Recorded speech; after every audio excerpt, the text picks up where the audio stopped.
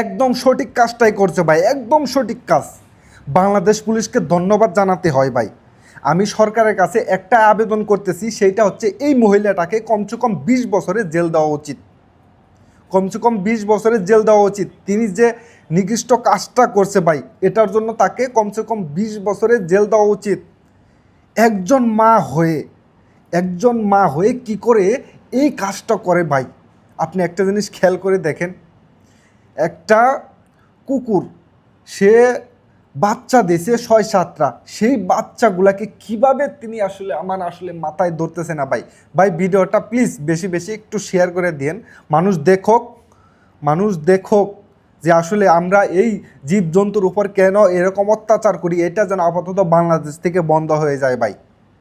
তারা আসলে বোবা জিনিস, তারা কথা বলতে পারে না। তারা যদি পারতো কথা বলতে, তাহলে আপনারা বুঝতে পারতেন যে তাদের মনের ভেতর কী পরিমাণ কষ্ট জমে থাকে, কী পরিমাণ আসলে দুঃখ জমে থাকে। হয়তোবা তারা বলতে পারতেছে না। তো তাদের উপর যদি আমরা এইরকম জুলুম করি, তাদের উপর এরকম অত্যাচার করি, এটা আসলে মানার যোগ্য নয় ভাই। তো সবার কাছে অনুরোধ, এই মহিলাটাকে দেখে আপনারা শিখবেন